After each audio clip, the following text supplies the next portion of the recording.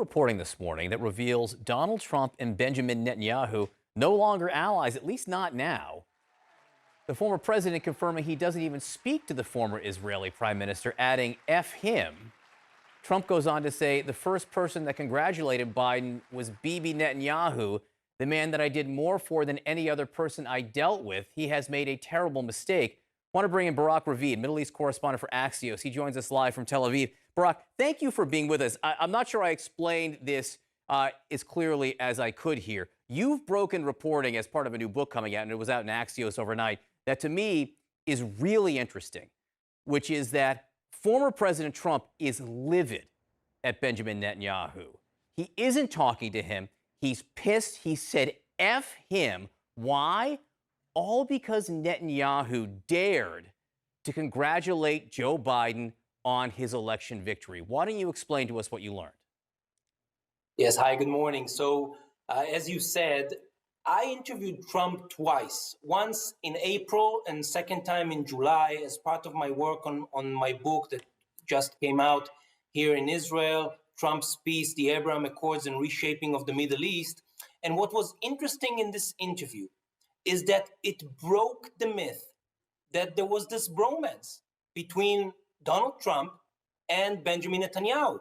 And this was a myth that both politicians cultivated for their own domestic politics. Netanyahu, I don't know if you remember, even during the election campaigns, put up those huge billboards with him and Trump standing next to each other with the headline "From a Different League." This was his, calling card as a politician, his relationship with Trump.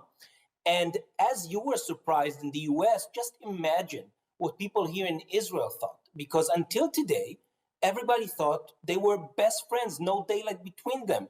And from now on, it's clear that this was bullshit. A technical term there, I think you could say, Barak. But look, Clinical. It's not like clinical. Yes, it's not like Netanyahu congratulated him right away. He waited a little while. Definitely. And I also wonder what you think about the fact that, this sort of shows with Donald Trump how much personalities, obviously, he valued here, but also his view of, whether Netanyahu has to acknowledge America as a nation, not just acknowledge America if Donald Trump is in charge. Yeah, I think this was one of Netanyahu's biggest mistakes because Bibi put all of his chips on Donald Trump and basically took Israel from the position that it was a bipartisan issue that both Republicans and Democrats supported. And during those 4 years of Trump, Israel became a partisan issue.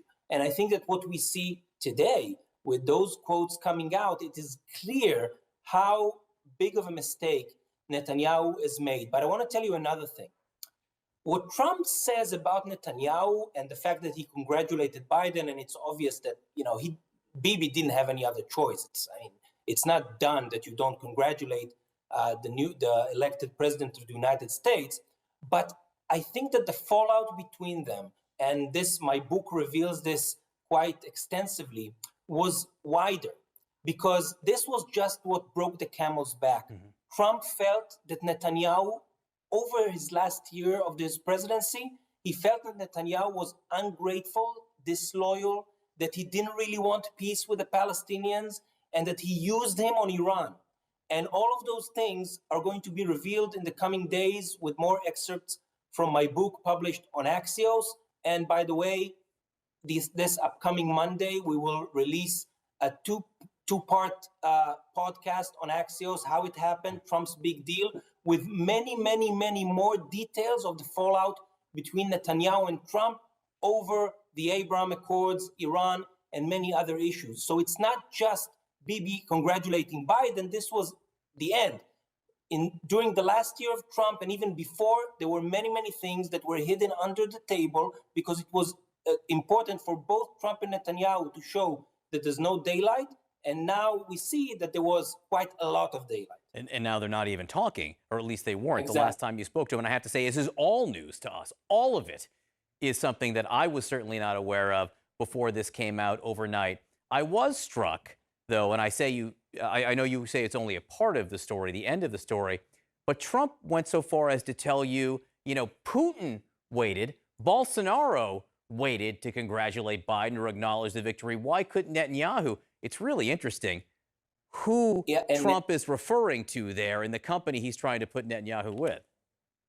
Exactly, because it shows where he puts Netanyahu, in which category of leaders around the world. But Trump said even something even more interesting. He basically admitted that during his presidency, he took decisions that helped Netanyahu in his elections. When Netanyahu was trailing in the polls before the April 2019 elections, Trump took a decision to recognize the Golan Heights, the controversial area in northern Israel that was occupied from Syria in 1967, to recognize it as part of Israel.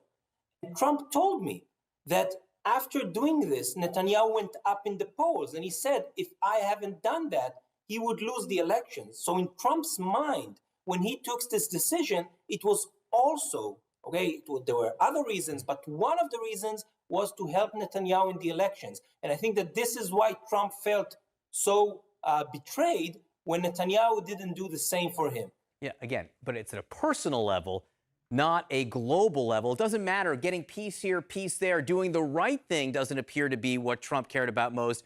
It's doing what benefits him personally that seemed to be driving all this and driving his rage, at least at the end. Barak Ravid, I look forward to reading this, or at least reading the parts that end up in English quickly. I understand it's in Hebrew right now, and I'm not sure I can make it through the whole thing in Hebrew.